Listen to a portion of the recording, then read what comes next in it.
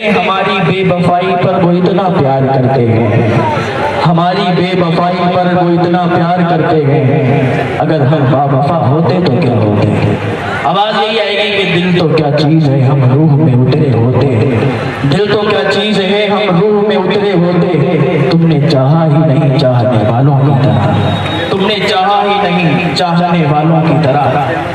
اور آج میں آپ کو حضور صاحب پاک رضی اللہ تعالیٰ عنہ کی بارگاہ میں لے چلتا ہوں۔ دیکھیے جب کوئی اسکالر آتا ہے، کوئی اسپیکر ہوتا ہے، یا کوئی مدرسہ ہوتا ہے، کوئی اسکول ہوتا ہے، یہ سب کیا کام کرتے ہیں؟ لوگوں کے ظاہر کو صاف کرتے ہیں، لوگوں کے ظاہر کو تبدیل کرتے ہیں۔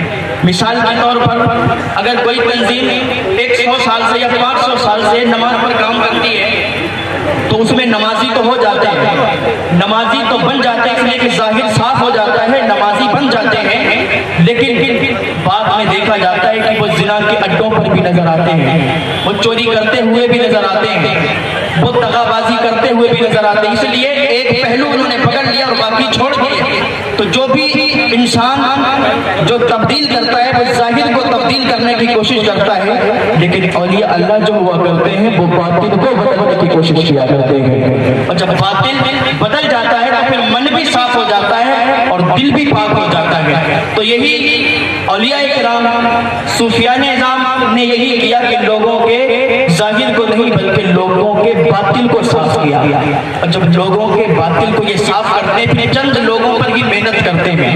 مثال کے طور پر خواجہ غریب نواز نے خواجہ بختیار کاکی پر محنت کی، اور ایسی محنت کی کہ انہیں دلی کی سرزمین پر بٹھا دیا تو پوری دلی ان کے قبضے پہ آ گئی۔ اور خواجہ بختیار کاکی نے بابا فرید پر محنت کی، بابا فرید پر جب محنت کی تو انہیں پاک پٹن بٹھا دیا تو پورا پاک پٹن ان کے قبضے میں آ گیا۔ اور بابا فرید نے صابر کلیری پر محنت کی تو صابر کلیری کو کلیر کی سرزمین پر بٹھا دیا تو پورا کلیر ان کے قبضے میں آ گیا۔ اب یہ بابا فرید جو ہے صابر پاک کے ماموں بھی ہیں، اور صابر پاک ان کے مرید بھی ہیں، ان کے خلیفہ بھی ہیں، ان کے داماد بھی ہیں۔ اور صابر پاک کون ہے؟ ابھی یہ مرید نہیں ہوئے ہیں، مرید ہونے کے لیے نکلے ہیں، مرید ہونے کے لیے جاتے ہیں، لوگوں سے پوچھتے ہیں لیکن کوئی پتہ نہیں چلتا۔ اور ان کی ماں نے انہیں ولایت کی وہ منزل عطا فرما دی تھی کہ جو لوگوں کی نظروں کی طرف دیکھتے تھے تو یہ تقدیریں بدل دیا کرتے تھے۔ تو یہ نکلے، کسی نے بتایا کہ بغداد شریف چلے جاؤ۔ بغداد شریف کے اندر ایک ولی ہے جس کا نام ہے شیخ شہاب الدین سہروردی، اور وہ ایسا ولی ہے جس کے بارے میں غوث پاک نے فرمایا کہ اس زمانے میں ان جیسا ولی کوئی پیدا ہی نہیں ہوا، وہ اتنا بڑا ولی۔ تو ان کی بارگاہ میں چلے جاؤ، جب ان کی بارگاہ میں جاؤ گے وہ تمہیں مرید بنا لیں گے۔ صابر پاک ان کی بارگاہ میں جاتے ہیں، بغداد کی گلیوں میں ڈھونڈتے ہیں کہ شیخ شہاب الدین سہروردی کدھر ہے۔ جب شیخ شہاب الدین سہروردی کی بارگاہ میں پہنچتے ہیں، پہنچنے کے بعد شیخ شہاب الدین سہروردی نے بٹھاتے ہیں اور کہتے ہیں ان کے لیے کھانا لگایا جائے۔ وہ تو ولیوں کی جماعت وہاں پر بھی موجود ہوتی تھی، کیونکہ اتنا بڑا ولی، اس کے دربار میں ولیوں کی جماعت بھی تھی اور لوگ موجود تھے۔ صابر پاک کہ یہ خلیفہ، صابر پاک کے یہ بھانجے بابا فرید صابر پاک جو ان کے صابر پاک داماد ہیں بابا فرید کے، بابا فرید گئے وہاں پر، تو جیسے ہی وہاں پر پہنچے تو دسترخوان لگا ہوا تھا۔ بابا فرید دسترخوان پر بیٹھے اور سارے لوگ بیٹھے تھے۔ بابا فرید نے کہا ہاتھ دھلوائے جائیں، تو ایک کنیز آئی ہاتھ دھلوانے کے لیے، بابا فرید ہاتھ دھونے لگے، سب نے ہاتھ دھوئے، بابا فرید بھی ہاتھ دھونے لگے، تو بابا فرید کی نظر اس کنیز کے اوپر پڑ گئی۔ جب اس کے اوپر پڑی تو بابا فرید اس کی طرف دیکھنے لگے۔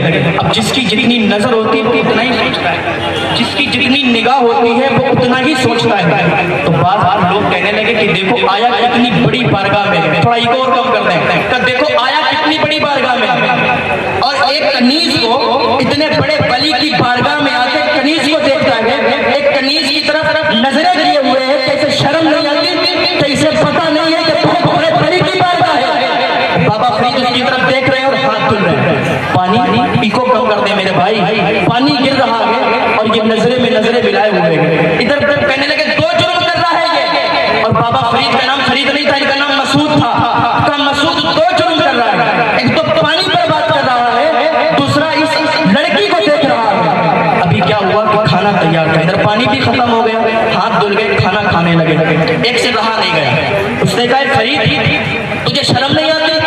تو اتنی بڑی بارگاہ میں آیا ہے، اتنے بڑے بلی کی بارگاہ میں آیا ہے، اور ان کی کنیز میں تو نظریں بٹھا کے دیکھتا ہے، ان کی کنیز کی طرف تیرے نظریں لگی ہوئی ہیں، تجھے پتا نہیں ہے کہ کسی عورت کو ایک نظر دیکھا نہیں جاتا؟ تو ان کی بارگاہ میں آ کے انہیں کی کنیز کو تاڑتا ہے۔ بابا فرید کا جلال آیا، بابا فرید کھڑے ہوئے، کہا لفظ کے پتاری سن، میں اس کی طرف دیکھ رہا تھا، میں نے دیکھا تو اس کی نظروں میں، لیکن میری نظریں اس کی آنکھوں میں نہیں چلی تھی۔ جب میں نے اس کی طرف دیکھا تھا تو نظریں دیکھتے نہیں تھی، بلکہ نظریں لوگوں محفوظ میں پہنچ رہی تھی۔ اور میں نے دیکھ لیا تھا کہ اتنے بڑے بلی کی بارگاہ کی کنیز، اور میں نے دیکھا تھا کہ اس کی تقدیر میں جہنمی لکھا گیا کہ یہ جہنمی ہے، یہ جنتی نہیں ہے۔ تو میں نے سوچا اتنے بڑے بلی کی بارگاہ کی کنیز، اور یہ اتنے سالوں سے یہاں لوگوں کی خدمت کرتی ہے، اور یہ جہنمی ہو، یہ مجھے گوارا نہیں ہوا۔ میں نے اس کی تقدیر کو کھولنا شروع کیا، ادھر تقدیر کو کھول رہا تھا، ادھر ہاتھ کھل رہا تھا، ادھر تقدیر بھی کھل گئی، ادھر ہاتھ بھی کھل گئے، اور جیسے میں نے دیکھا تھا اس کی تقدیر کھل گئی، تو اب یہ جنتی ہو گئی ہے، اب یہ جہنمی نہیں بچی ہے، اب یہ جنتی ہو چکی ہے۔ تو کسی نے کہا تھا نگاہ بلی میں تصویر دیکھے، بدلتی ہزاروں کی تقدیر دیکھے، نگاہ مرد مومن سے بدل جاتی ہے تقدیر، جو ہو ذوق یقین پیدا تو کٹ جاتی ہے زنجیر۔ ابھی شیخ شہاب الدین سہروردی کھڑے ہو اور کہا فرید اب تم ہماری بارگاہ سے چلے جاؤ، ہم تمہیں مرید نہیں کر سکتے۔ بابا فرید بھی کھڑے ہو گئے، کہا مرید کیوں نہیں کر سکتے؟ مجھ میں ایسی کون سی غلطی ہو گئی، مجھے کیوں مرید نہیں کرنا چاہتے؟ تو بابا فرید سے شیخ شہاب الدین سہروردی نے کہا تھا ارے مرید بننے سے پہلے تمہارا عالم یہ ہے کہ تقدیریں بدل دیتے ہو، مرید بنانے کے بعد تمہارا عالم کیا ہوگا؟ تم الٹے کیا پھر دیتے ہو، چاہے بیانہ کی چھوڑیے، محتاج کا جب یہ عالم ہے مختار کا عالم کیا ہوگا؟ محتاج کا جب یہ عالم ہے مختار کا عالم کیا ہوگا؟ تو میں بات عرض کر رہا تھا حضور صابر پاک کی، کیونکہ یہ جلسہ حضور صابر پاک کے نام سے منسوب ہے۔ حضور صابر پاک پر بابا فرید نے محنت کی اور ان کو کلیر کی سرزمین پر بھیج دیا۔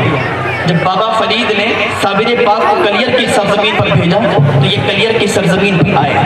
اب وہاں پر لوگوں میں کیا تھا کہ ایک طبقہ مالدار تھا اور ایک طبقہ غریب تھا، لکڑیاں کاٹ کے اپنا گزارا کرتا تھا بیچ کے۔ تو جو مالدار طبقہ تھا اس نے بڑا غلط رویہ اختیار کیا ہوا تھا، وہ مسجد تھی، مسجد میں آتے تھے، اپنے مصلے بچھایا کرتے تھے، اور جب ٹائم ہوتا وہ نماز کے لیے مصلوں پہ کھڑے ہو جایا کرتے تھے۔ حضور صابر پاک جب آئے تھے گلزاری کے گھر رکے، گلزاری تھی، اس کا کام تھا تیل بیچنے کا، اس کے شوہر اس کے بیٹے کا کام تھا تیل بیچنے کا۔ تو گلزاری کے گھر رکے حضور صابر پاک، اور مسجد میں جمعہ کا دن آیا تو نماز پڑھنے کے لیے گئے۔ ایکو کم کر دیجیے، اس کی کہاں گئی ایکو والا، کیونکہ ایکو میں نہیں پڑھا۔ تو حضرت صابر پاک جمعہ کے دن گئے مسجد میں، جانے کے بعد اگلی صف پر بیٹھ گئے۔ تو قاضی تبرک تھا وہاں کا، امام تھا۔ قاضی تبرک نے پوچھا تم کون ہو؟ کہا میں علی کا بیٹا ہوں، میں علی کا بیٹا ہوں، نماز پڑھنے کے لیے آیا ہوں، اور تم مجھے اجازت دو کہ میں خطبہ پڑھوں گا، میں تقریر کروں گا، لوگوں کو ہدایت دوں گا، لوگوں کو سمجھاؤں گا۔ اس نے کہا کہ تم نہیں پڑھ سکتے، اس لیے یہاں پر سب میرا ہے اور میں ہی تقریر کروں گا۔ کہا اچھا، کہا تم جاؤ پیچھے بیٹھو جا کے۔ حضور صابر پاک کو پیچھے واپس کر دیا، واپس مسجد کے باہر کر دیا۔ حضور صابر پاک حسرت بھری نگاہوں سے دیکھنے لگے کہ جمعہ ہو رہا تھا، جمعہ کی نماز لوگ پڑھ رہے تھے، لیکن صابر پاک کو باہر کر دیا۔ صابر پاک نے اللہ کی بارگاہ میں عریضہ پیش کیا، مولا دین لانے والے میرے نانا، مسجد میری اور مجھے ہی مسجد سے باہر کر دیا گیا، یہ کیا بات ہوئی؟ صابر پاک آ گئے، آپ نے نماز پڑھی، نماز پڑھنے کے بعد بابا فرید کو ایک خط لکھا۔ بابا فرید سے کہا کہ بابا صاحب آپ نے مجھے ایسے لوگوں کے درمیان بھیجا ہے کہ جن کو میری کوئی عزت ہی نہیں ہے، مجھے مسجد سے باہر بھیج دیا گیا۔ تو بابا فرید نے خط کا جواب دیا کہ صابر تم چنتا نہ کرو، تکلیف نہ کرو، میں خط کو لکھتا ہوں۔ خط لکھا اور قاضی تبرک کے نام خط بھیج دیا۔ خط پہ لکھا تھا کہ تم صابر کو جانتے نہیں ہو، تم اس کے جلال کو جانتے نہیں ہو، اس کا جلال بہت سخت ہے، تم اس سے پنگا مت لو، اس سے لڑائی مت لو۔ تو قاضی تبرک کے پاس علیم اللہ ابدال جب خط لے کے آئے تو قاضی تبرک نے وہ خط لیا اور اس کو پھاڑ دیا۔ کہا کون ہے بابا فرید اور کون ہے صابر، میں کسی کو نہیں جانتا، یہاں پر صرف میرا راز ہے علی ملا عبدال نے خط اٹھا کے صابر پاک کے پاس لے گئے. کہا اس نے تو خط ہی پھاڑ دیا. کہا اچھا. صابر پاک کا صبر دیکھیں. لوگ کہتے ہیں ایک بار میں ہی صابر پاک نے مسجد جلا دی. صابر پاک کا صبر دیکھیں. صابر پاک نے خط اور لکھا اور کہا بابا صاحب آپ نے جو خط لکھا تھا وہ اس نے پھاڑ کے پھینک دیا ہے. علی ملا عبدال نے کہا تھا کہ صابر پاک نے خط بھیجا. کہا اس نے پھاڑ دیا. علی ملا عبدال پھر گئے اور خط کہا اس نے پھاڑ کے پھینک دیا. تو بابا فرید نے پھر دوبارہ خط لکھا اور دوبارہ خط بھیجا جو اس کا متولی تھا, جو وہاں کا متولی تھا اس کے پاس.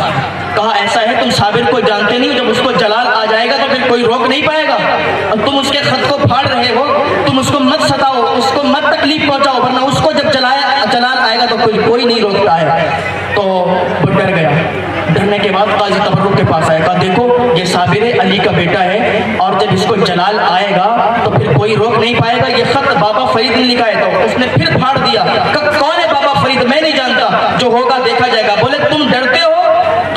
نہیں یہ جادوگر ہے. صابر پاک کہا صابر پاک جادوگر ہے. تو صابر پاک کا صبر دیکھو. تیسری مرتبہ صابر پاک نے پھر خط لکھا اور بابا فرید کے پاس پہنچایا. اب صبر دیکھو صابر پاک کا. بابا فرید نے پھر خط پڑھا اور تیسری مرتبہ بابا فرید نے خط واپس کیا اور کہا صابر یہ تیری بکری ہے, کلیئر تیری بکری ہے, چاہے تو اس کا دودھ پی چاہے تو اس کا گوشت اٹھا. حضور صابر پاک کے پاس جب یہ خط پہنچا تو حضور صابر پاک نے خط پڑھا اور خط رکھا. اب صابر پاک کو زلزلہ آیا. اب صابر پاک کو جلا